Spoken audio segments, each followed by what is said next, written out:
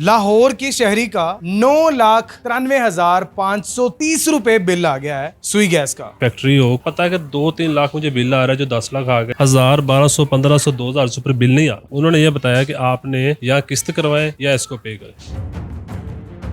भाई किस चीज का ये बिल आ गया, क्या चला रहे हैं अंदर? सर सुई गैस चला रहे हैं, तो मैं तो खुद परेशान हो गया बिल देख के कि मैं, हालांकि बिल नहीं आया, हमें ये ऑनलाइन निकलवाया मैंने। अच्छा। बिल अलग सबके बिल आ गया, हमारा बिल नहीं आया। मैंने कहा पता नहीं क्यों नहीं बिल आया। मैंने इधर से पूछा, सारे बाकियों के आ गए हुए थे, मेरा नहीं आया था। तो मैं ऑनलाइन पे करता हूँ। मैंने ऑनलाइन जिस तरह चेक किया तो 9 लाख, मैं डर गया एकदम, शॉक हुए। मैं कहा 9 लाख, फिर मैं कहा किसी और का ना हो। मैंने दोबारा चेक किया तो वाकई 9 लाख ही था। फिर मैं, किसकी गलती है इसमें गलती किसकी ठहराते हैं? सर गलती तो जो मुझे नहीं समझ आ रही कि किसकी है। अब हम ऑफिस में गए हैं ना, शमा पे ऑफिस है, इनके पास गए हैं, इन्होंने जी कुछ भी नहीं सुना हुआ।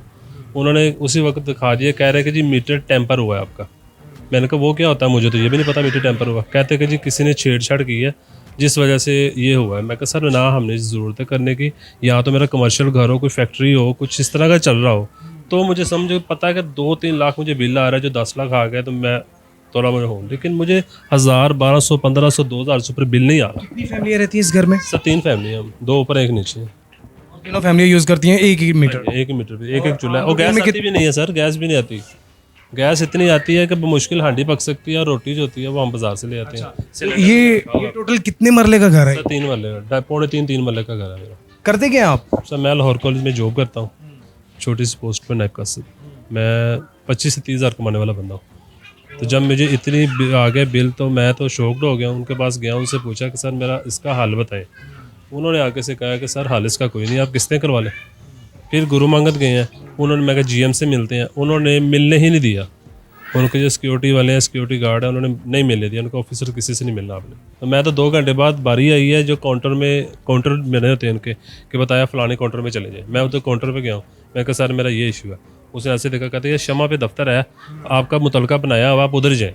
मैं कहा सर वो सुनवाई नहीं कर रहे। अच्छा, आपने अब कोई दरवाजा खटखटाया है मजीद कि इसको कम कर दिया जाए, या यूनिट्स कम कर दिए जाएं, या अपनी गलती को तस्लीम करके आपका मीटर चेंज कर दिया जाए, या फिर कुछ इस तरह का सीन? सर मैं शमा पे जब गया था ना, तो उन्होंने यही कहा था कि आप, अब सिस्टम हो गया ऑनलाइन। पहले था रिटर्न लिख के लेके जाते थे, किसी ना किसी चीज़ पे पेपर या कोई रजिस्टर ऐसा होता था जिस पे लिखा जाता था सारा। कह रहे अब ये सिस्टम नहीं है, अब है ऑनलाइन। मैं कहा फिर तो ये आपके जो आता है मीटर रीडर, सरासर उसकी गलती है।